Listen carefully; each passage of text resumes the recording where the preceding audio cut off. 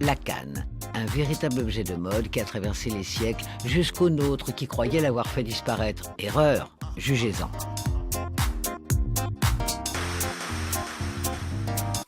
Dans ce passage Jouffroy, né au XIXe siècle, se cache presque la galerie Fayet.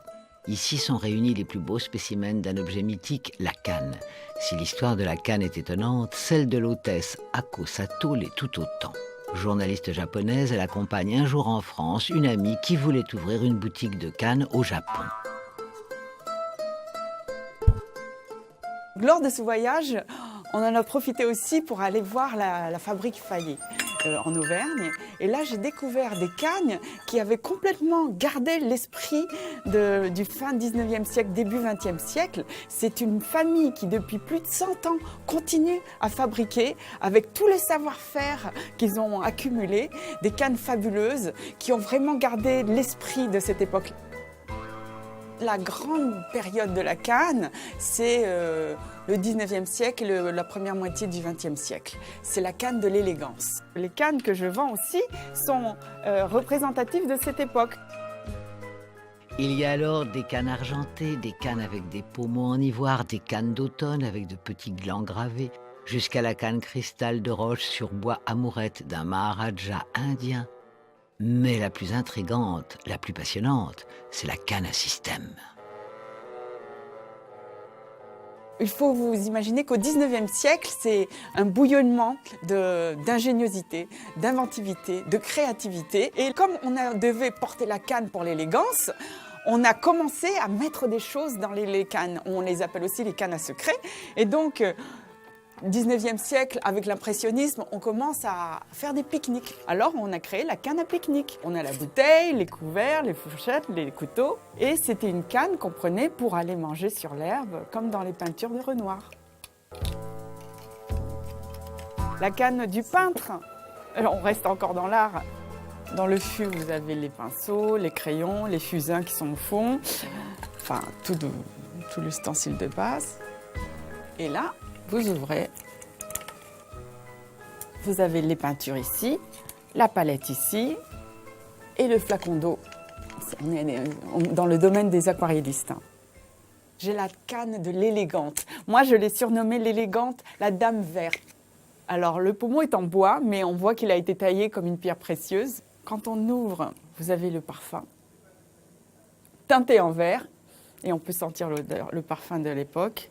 Et vous avez des petites boîtes de rouge à lèvres, un petit peu consommé. Et ce n'est pas tout. Je vous montre, c'est tout l'ustensile de la manucure d'époque, dans l'état, en entier, complète. Et comme vous voyez, les manches sont en vert, sont teintées vert. Donc je trouve ça trop beau. Parmi nos cannes à secret, la plus symbolique, la plus jolie, je trouve aussi, c'est la canne Toulouse-Lautrec. Il y a une bouteille, et pour accompagner cette bouteille, nous proposons un premier petit verre et un deuxième. Comme ça, on peut boire à deux, on peut trinquer. Il y a deux petits verres. Et c'est la canne Toulouse-Lautrec. Si de tels objets sont toujours réalisables, c'est que la maison Fayet fabrique des cannes depuis 1909 et a su conserver et transmettre son savoir-faire inestimable. C'est en Auvergne que la magie opère.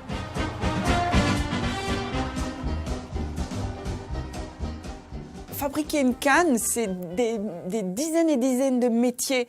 Il y a des cannes en argent massif, les cannes argentées, ce sera complètement un moule différent, une fabrication différente. Dans les bois ont tous une résistance différente, une manière d'être travaillé différent. On travaille la corne blonde, la corne noire, on travaille l'étain, le bronze. Il y a tellement de choses que c'est vraiment un métier à multitalent qui nécessite des talents divers.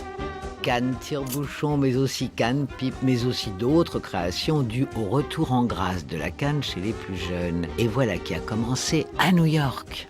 Elle est à la mode à New York et en France, en tout cas à Paris. On vient juste de créer, grâce à un Français qui est à New York, cette nouvelle canne d'élégance, qu'on l'appelle l'engrenage, on la surnomme engrenage. C'est une vanité. Une vanité, ça veut dire que c'est un symbole lié à la mort. C'est un symbole philosophique, mais qui est aussi à la mode. Nous avons collaboré avec un créateur qui l'a faite avec des engrenages sur un bâton en fibre de carbone. Donc c'est très moderne. La maison Fayet, probablement dernière fabricante de cannes, est connue dans le monde entier, mais surtout aux États-Unis. Aux États-Unis, quand la série Dr House a été enclenchée, ils sont allés voir notre représentant et ils ont choisi 2 cannes. Au quotidien, il aura la canne érable corne. Et puis quand il est en smoking pour une soirée où il s'est fait très élégant, il porte celle-ci en argent. Autre reconnaissance, après une mythique série américaine, le prix produit de l'année lors d'un salon high-tech à Las Vegas pour la Smart Canne. C'est une canne moderne qui va garder en mémoire les habitudes de la personne, à quelle heure elle se lève, si elle bouge à quelle vitesse, si elle reste au sol trop longtemps. Elle peut prévenir la famille, les voisins. C'est une canne, oui, à système avec un GPS et tout ce qu'il y a de moderne. Avec un peu de l'élégance des dandys du 19e siècle, voilà une canne qui devrait être canon.